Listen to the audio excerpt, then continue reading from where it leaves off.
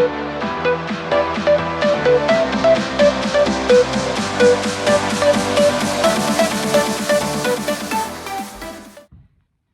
and welcome back to a very special episode of Head Teacher to Iron Man, where Mr. Twist will be interviewing Professor Nigel Leigh from the MND Association. But first, let's catch up on the latest training update.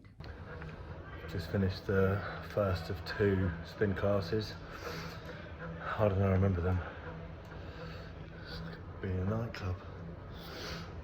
The first one had weights and all sorts involved. Wasn't expecting that. The second one is like a virtual thing on these screens. And in the middle is about a 20-25 minute kind of break.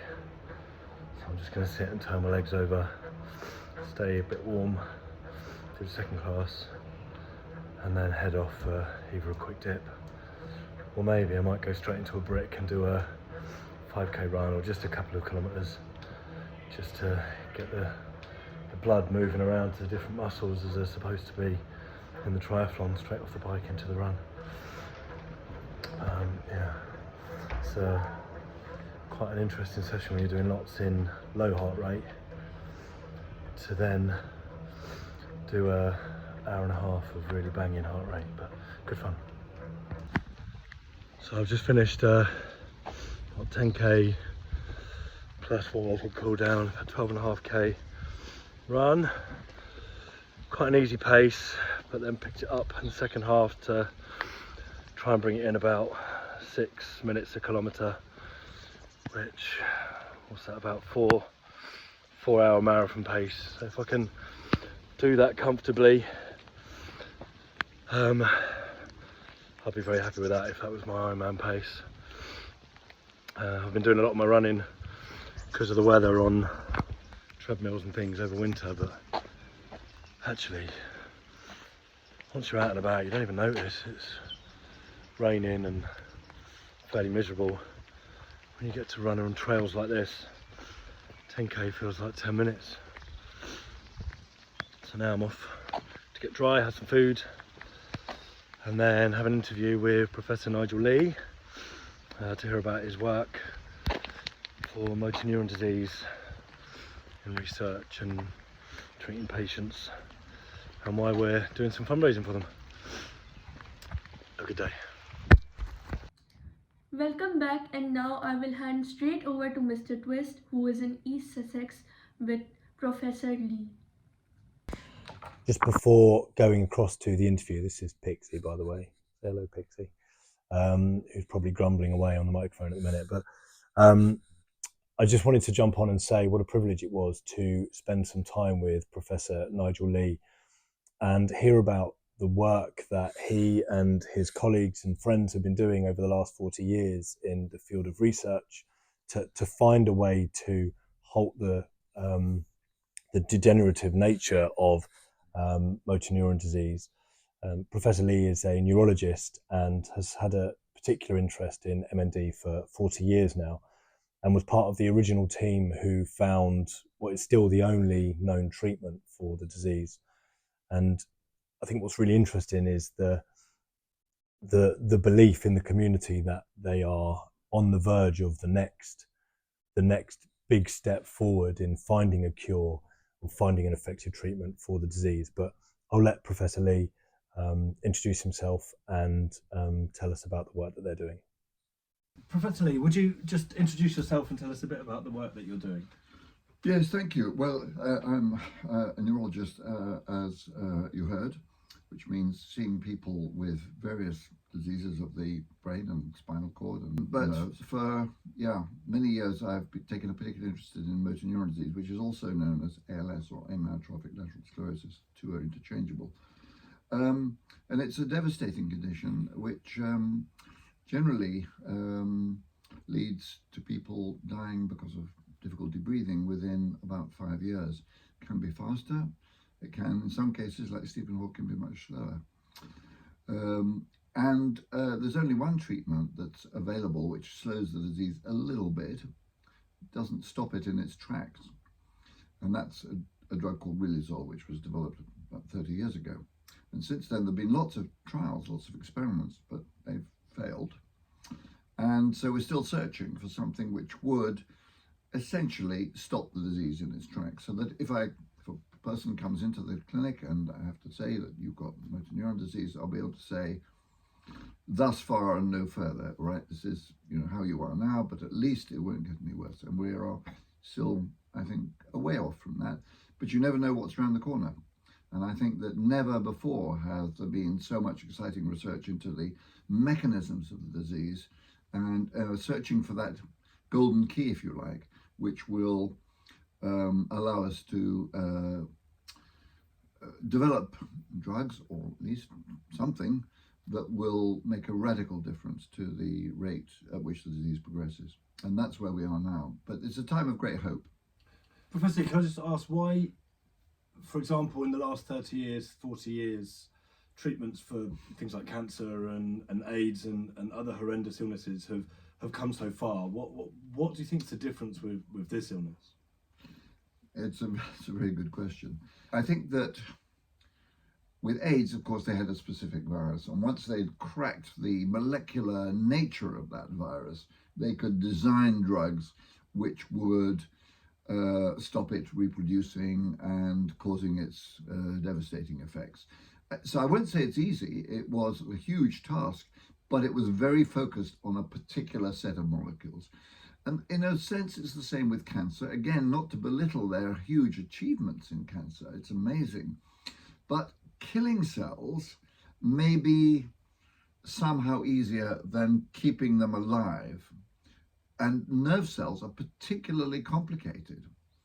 We understand really very little about the brain and the spinal cord and how nerve cells survive. And remember, you're born with a certain set of nerve cells and they will remain with you until you die. They don't reproduce. And most of the cells in the body can reproduce themselves. Not all, but many. And of course, that's why we develop cancer, because something goes wrong with that mechanism of cells reproducing themselves. It's not the same generally in the nervous system. Of course, there are cells that cause brain cancers which can reproduce, but these aren't the nerve cells, generally speaking. So we have to keep cells alive that are getting older with every day. And aging is a factor. MND, like Parkinson's, like Alzheimer's, is a disease generally of getting older. And frankly, we understand relatively little about, as I say, what keeps nerve cells alive and functioning normally. Yes, many, many clues, but I think genuinely it's a really hard nut to crack across the spectrum of what we call neurodegenerative diseases like MND, Parkinson's, Alzheimer's. Interesting.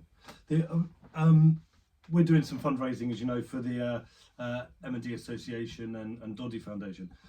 Why is it important to do fundraising, even if it's small fundraising, and what does that money go to contribute towards? Well, the small fundraising, and it's often not very small, maybe hundreds, maybe thousands, very rapidly accumulates when there is a real public concern, as there has been over the last 10 years, I say, in particular. And I think that interest or that passion, if you like, for fundraising has been triggered by the fact that people are aware that there have been major advances. For example, when I started in the field, we only had ideas about what might cause it, but no real facts. Then in 1993, colleagues found the first gene mutation causing motor neuron disease, and that led to an explosion of research. At last we had molecules which we knew were relevant. We weren't just speculating. And we now have nearly 40 gene mutations, rearrangements, which we know to be related to MND. Indeed, the complexity of it all is one of the problems. We have to make sense not only of one or two genes, but many. But nevertheless, maybe they're all pointing in the same direction, towards a mechanism in the nerve cells, which will give us that golden key, I called it, which will be the target for therapy in the future, which will enable us to, if you like, arrest the disease. So I think because of the recent advances, particularly over the last 10 years, people have a sense that we're really on a roll, but we're not there yet. And therefore, all the more important to give the scientists and the clinicians the tools to do the research. And the other thing is that I think we have wonderful associations like the MND Association, like the Doddy Foundation, and there are many others around the world, where individuals living with these diseases get on board, advise us, support us morally and financially, intellectually, and they have made a huge impact on the disease, on the science. And without them, and I speak as somebody who does trials with people who volunteer to have blood tests, lumbar punctures, these are the heroes. And they're really behind this. And without them, we simply wouldn't have made any progress, in my view. Just before we wrap up the episode for this week, I did want to jump on again and just say that one thing that really struck me in my conversations and my interview with Professor Leigh was that despite 40 years of research and work in this field, the positivity and the hope remains that they really are on the verge of achieving another step, maybe a big step forward in the search to kind of decode, if you like, this illness and start to find some effective therapies and treatments to improve people's lives.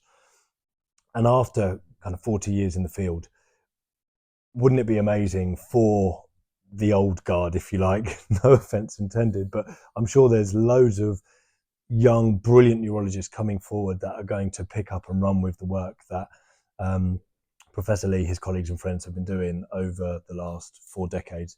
But how great would it be if we could support in some way by chucking whatever resources we had to support them in making that step, finding out what's around that corner and seeing if they can realise the fruits and the fruition of that 40-year journey by making that next big leap and putting all the spectacular work of, like Professor Leigh was saying, the volunteers and the people that are living with this disease, that are offering their time and their expertise and their volunteering and their bodies up to this research, and anything that we can do to support the doctors and the clinicians to assist with that work and support with the hope that we are on the verge of something, and anything small that we can do to contribute that, I'm sure that you would agree would be a real positive way to spend a few pounds. So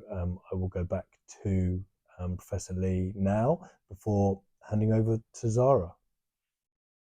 But if you have any questions, just put them in the comments below. You can you can subscribe, you can share this fascinating conversation, and most importantly, you can donate to our local, our national and our international organisations in the link below. Thank you very much. Back to Zara. Thank you. Thank you once again for watching Head Teacher to Iron Man. Please remember to like, subscribe and share this video, and most importantly, click on the link in the comments below to support our worthy organizations and all of the amazing work they are doing. See you next week. Goodbye.